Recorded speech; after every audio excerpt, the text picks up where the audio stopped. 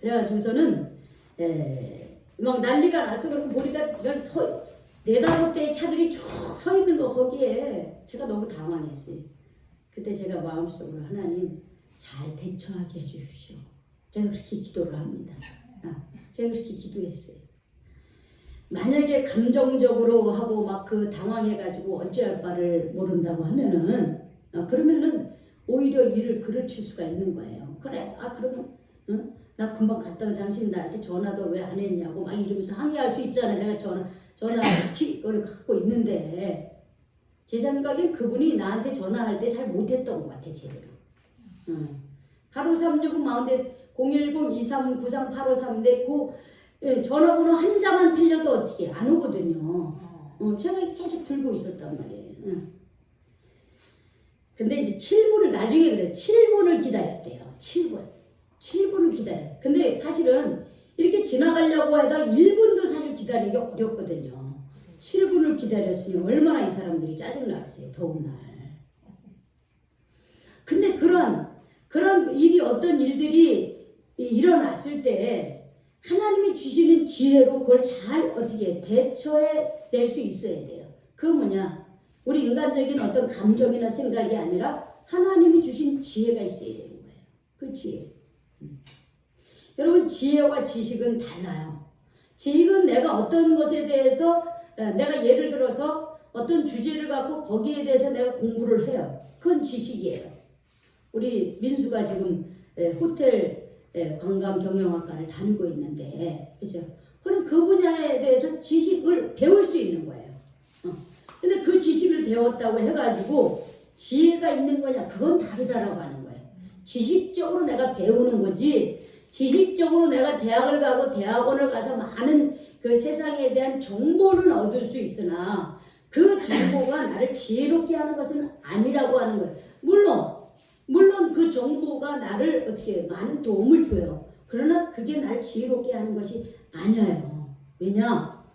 여러분은 세상에는 많은 지식을 가지고 있음에도 불구하고 지혜롭지 못하게 사는 사람들이 참 많이 있습니다. 많은 지식을 가지고 있고 대학 아니라 박사 아니면은 뭐 거기에 더 나아가는 초박사 공부하기를 땄다가 할지라도 사람들은 악을 행하고 죄 가운데서 자신의 인생을 망치는 경우들이 참 많이 있습니다. 그래서 지혜와 지식은 바로 그 근원에서부터 다른 것이에요. 왜 세상에 많은 지식을 가지고 있음에도 불구하고 우리는 우리 삶의 자리에서 실수하고 실패하고 그런 삶을 살게 되는 것일까요? 그것은 지식이 지혜롭게 하는 것이 아니기 때문에 그렇습니다. 그러면 지혜는 어디에서 오는 거냐? 지혜는 하나님을 인정하는 것에서부터 시작됩니다. 잠언 1장 7절에 보면 따라합시다. 성경 여호와를 경외하는 것이 지혜의 근본이다. 여러분 여호와를 경외하는 것이 지혜의 근본인 거예요. 아무리 내가 세상적인 공부를 하고 지식이 많아도 지혜롭지 못한 것은 지혜의 시작은 여호와를 경외하는 것이기 때문에 그런 거예요. 또 잠언 8장 13절에 보면 주님을 경외하는 것은 뭐냐? 악을 미워하는 것이다 그랬어요. 악을 미워하는 것. 교만과 오만과 악한 행실과 거짓된 입을 미워하는 삶. 이것이 주님을 경외하는 삶이라는 거예요. 한마디로 말해서 주님을 경외하는 것이라고 하는 것은 하나님을 믿고 그 말씀에 순종하는 삶이며 동시에 우리가 악을 멀리하는 삶을 사는 것이 지혜로운 삶의 비결이라고 하는 거예요. 지혜를 얻는 비결이라고 하는 거예요. 여러분 이렇게 지혜롭게 산 사람의 대표적인 인물이 바로 신약에서 예수님이죠. 예수님은 마가복음 1장 1절에서부터 보면 예수님이 그 요단강에서 세례를 받고 딱 올라올 때 하늘의 문이 열리면서 하늘에서 이런 소리가 났어요. 뭐라냐면 너는 내 사랑하는 아들이라 그랬어요. 너는 내 사랑하는 아들이라 내가 너를 기뻐하노라 그랬습니다. 지금 이 말은 뭐냐면 하나님께서는 예수님에 대한 고백이에요. 하나님이 예수님에 대한 고백인데, 그건 뭐냐면, 예수님을 사랑한다는 거예요. 하나님께서. 뿐만 아니라 예수님으로 인해서 내가 기뻐한다는 거예요. 예수님 때문에 내가 기뻐한다는 거예요.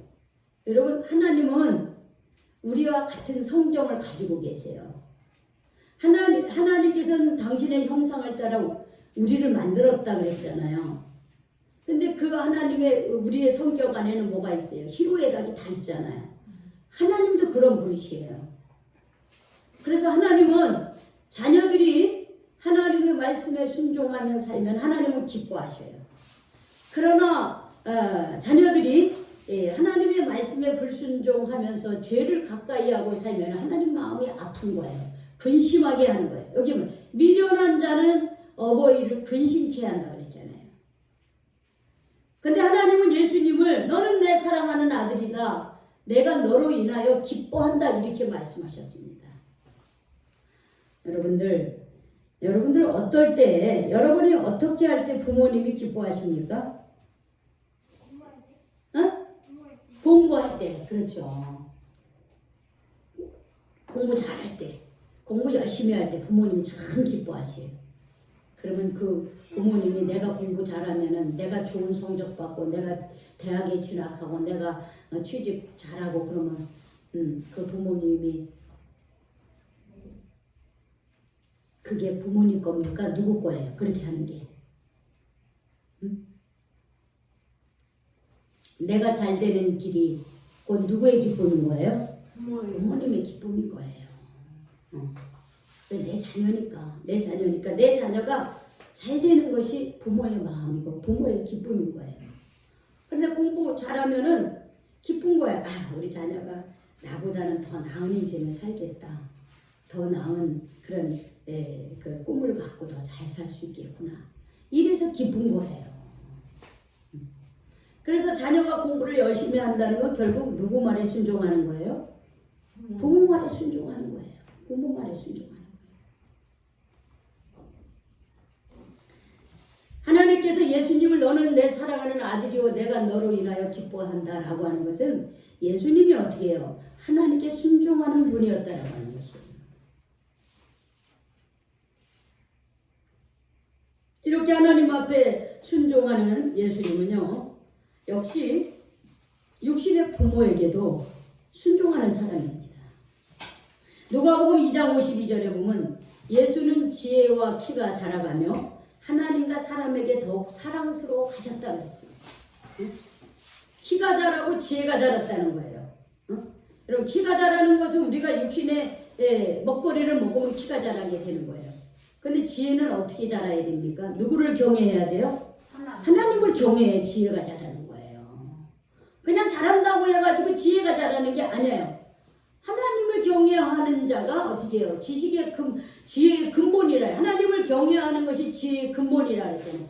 그런데 예수는 키가 자라고 지혜와 키가 자라갈 때 지혜와 키가 자라갔어요. 하나님을 경외하는 삶을 사는 거예요. 어려서부터. 그래서 지혜가 점점 자라고 키도 점점 자라는 거예요. 그러니까 하나님에게 사랑을 받고 동시에 어떻게 해요? 하나님 앞에 사랑받는 사람은 사람에게 사랑받는 행동을 할 수밖에 없어요. 왜? 하나님은 선하고 온전하신 분이고 악을 싫어하시는 분이기 때문에 그런 삶을 내가 본받는 거예요. 나도 그렇게 살아가는 거예요. 그러면서 사람들과 더불어서 살아가는 거예요. 그러면 사람들에게 어떻게 해요? 사랑을 줄 수밖에 없고 사랑받는 사람이 될 수밖에 없는 거예요. 그러니까 예수님은 그렇게 크신 거예요. 지혜와 키가 자라고 하나님에게 사랑받고 사람에게도 사랑받는 사람으로 성장해 가셨다는 거예요. 뿐만 아니라 육신의 부모에게 어떻게 어려서부터 육신의 부모에게 순종하며 섬기며 살아갔습니다. 심지어 예수님은 마지막 순간까지 어떻게 요한복음 19장 30절에 보면 예수님이 우리 온 인류의 죄를 대신하여 십자가에 못 박혀 죽기까지 하나님의 말씀에 순종을 한 거예요. 그렇게 하시면서 십자가에 못 박혀 돌아가실 때 예수님의 마지막 말이 뭐냐면 다 이루었다 하시더니 고개를 떨구시고 숨을 거두셨다. 그렇게 기록을 하고 있습니다. 즉 예수님은 어떻게 마지막 순간까지 어떻게 해요? 하나님의 말씀에 순종하는 삶을 살았다라고 하는 것이에요. 그래서 하나님을 경외하는 사람은 육신의 부모님의 말씀에 순종하는 사람입니다. 여러분, 보이는 육신의 부모를 공경하지 못하는 사람들은 하늘에 계시는 하나님 아버지를 공경할 가능성이 낮습니다. 여기 계신 우리 모두는 여호와를 경외함으로 하나님께 순종하고 나아가 부모님을 기쁘게 해드리고 부모님의 말씀에 순종하는 자녀들이 되시기를 축복합니다. 아멘. 자, 이렇게 지혜로운 자녀는 여호와를 경외하며 하나님의 말씀에 순종함으로 인해서 부모님을 기쁘게 해드린다 그랬어요. 그런데 여기에 보니까는 어리석은 자녀는 어버이의 마음을 근심하게 해드린다고 했습니다. 여러분, 어리석은 자녀가 어떤 자녀입니까? 지혜가 없는 자가 어리석은 자녀가 되는 거예요. 지혜가 없는 자. 여러분, 지혜가 없다라고 하는 것은 누구를 경외하지 않는다는 겁니까? 하나님을 경외하지 않고 내 생각, 내 마음대로, 내 뜻대로, 내 고집대로만 살아가는 게 바로 어리석은 사람입니다. 구약성경 사무엘상장에 보면은, 사무엘상 2장에 보면은 이 어리석은 사람의 대표적인 자녀가 있어요. 그 사람들이 누구냐면 엘리 제사장의 두 아들입니다. 여러분, 엘리 제사장은 이스라엘의 대제사장이었어요. 엘리 제사장은. 그런데 그에게는 두 아들이 있었습니다. 홈리와 비느하스라고 하는 사람이었어요. 근데 이 사람들이 아버지의 뒤를 위해서 제사장의 역할을 하는데 이 해막 안에서 성막 안에서요 온갖 못된 짓을 하는 거예요. 좋은 것이 있으면 하나님 앞에 드려야 될 제물 중에서 제물을 하나님 앞에 제사를 드리고 나서 먹어야 되는데 그 중에서 제일 좋은 거를 먼저 자기가 어떻게 가져가는 거예요. 자기가 고기부터 가져가고, 그리고 성전 내에 있는 그런 그 성전에서 봉사하는 그런 여인들 중에 자기 마음에 드는 여인이 있으면 성적으로 또 그런 여자들을 성추행을 하고 성적으로 죄를 짓는 거예요. 그래서 이 엘리 제사장은 그 소리를 듣습니다. 그래서 두 아들을 불러요. 홈리와 비느하스 두 아들을 불러서 야, 너네들 그렇게 살지 말아라 이렇게 얘기를 합니다. 다른 것은 몰라도 하나님 앞에서 범죄하면 하나님이 용서를 하지 않는다. 그러니 너희들 절대로 그런 행동을 하면 안 된다. 우리가 주의 종들인데 주의 종들인 우리들이 하나님 앞에 바로 서지 않으면 어떻게 되겠느냐 하면서 그들을 나무랍니다. 그런데 성경에 보면 이 두 아들들은 아버지 엘리 제사장의 말을 듣지 않습니다. 성전 안에 있지만 하나님을 경외하지 않는 삶을 사는 거예요. 여러분, 하나님을 경외하는 것이 지혜의 근본이라고 했는데 이들은 교회 안에 있고 예배를 드리는 자리에 있음에도 불구하고 그들의 마음속에는 진정으로 하나님을 경외하는 마음이 없었다라고 하는 거예요. 그래서 그들은 계속해서 하나님이 기뻐하시지 않는 일들을 하고 아버지 제사장 엘리가 말한 대로 순종하지 아니하고 살다 결국은 이들이 어떻게 됩니까? 전쟁터에 나가서 다 죽고 말아요. 이게 바로 어리석은 사람의 삶입니다. 아버지의 마음, 어머니의 마음을 근심하게 만드는 거예요. 또 대표적인 인물인데 그런 창세기 27장에 보면 에서가 있죠. 에서. 야곱과 에서는 쌍둥이입니다. 그런데 이 에서는 부모가 반대하는 이방 여인과 결혼하여 부모의 마음을 근심케 해드렸습니다. 아버지 이삭은 자녀들에게 하나님을 믿는 자녀들 중에서 결혼해야 된다 이렇게 얘기를 했어요. 그런데 에서는 어떻게 해요? 가만히 보니까 이 에서가 좀 뭔가 불만이 많았어. 부모에 대해서. 그래서 부모의 마음을 힘들게 하기 위해서 부모가 하지 말라는 일을 더 하는 거예요. 그게 뭐냐? 부모가 반대하는 하나님을 알지 못하는 그때 당시 가나안 여인과 결혼하는 것입니다. 그런데 부모는 그걸 반대했거든요. 근데 에서는 부모가 반대하는 결혼을 해요. 그래서 부모의 마음을 근심케 해드리는 겁니다. 여러분, 부모의 마음을 근심케 해드리는 사람이 하나님의 복을 받을 수 있을까요? 어려워요. 여러분, 부모의 마음을 기쁘게 해드리는 사람은요, 하나님의 복을 받을 수밖에 없습니다.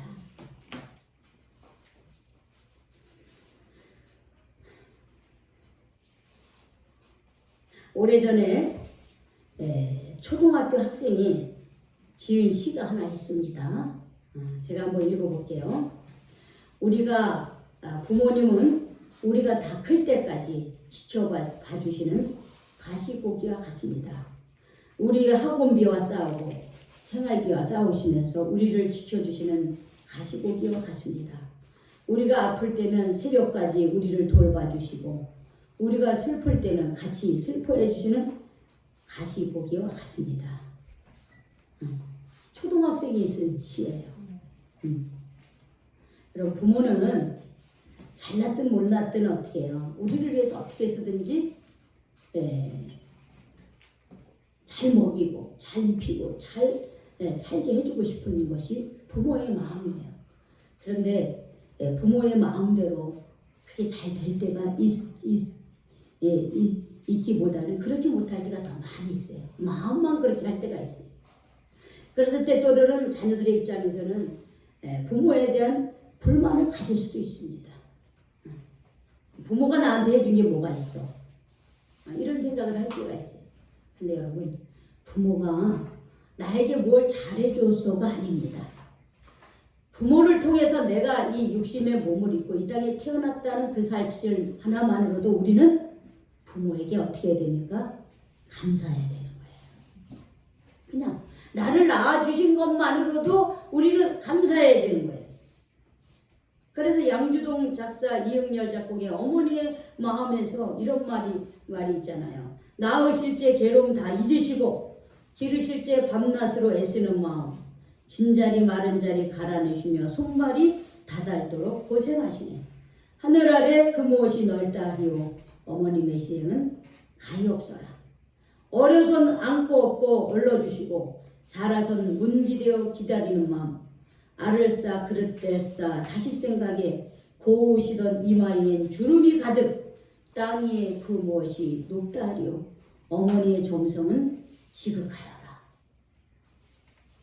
이 말이 그대로 이런 사랑으로 우리가 어떻게 해요? 이 세상에 살고 있는 거예요. 어버이에 대한 그런 어떤 기대가 못 미치고 부족한 것이 있을 수 있어요. 그러나 우리가 여기까지 이렇게 자란 것은 어버이의 사랑과 보살핌이 없었다고 하면 불가능한 일이었다라고 하는 것입니다. 그래서 우리는 오늘 말씀을 의지해서 우리 부모님께 순종하시는 그런 성도님들이 되시기 바랍니다. 그리고 부모님에게 순종하는 것은 하나님을 기쁘시게 하는 일입니다. 하나님을 기쁘시게 하는 삶은 하나님이 인정하시고 복 내려주시는 삶입니다. 여러분들이 부모의 마음을, 하나님의 마음을 근심케 해드리는 사람이 되지 마시기 바랍니다. 오히려 하나님의 그 말씀에 순종함으로써 지혜를 얻어서 하나님을 기쁘게 해드리고 부모님의 마음을 기쁘게 해드리는 지혜로운 자녀가 되시기를 주님의 이름으로 축원합니다. 아멘. 축원합니다. 아멘. 기도하시겠습니다. 하나님, 오늘 솔로몬의 잠언을 통해서 이 어버이 주일에 우리가 어떻게 하면 부모의 마음을 기쁘게 해드릴 수 있을지 그 지혜를 저희들에게 가르쳐 주셔서 감사를 드립니다.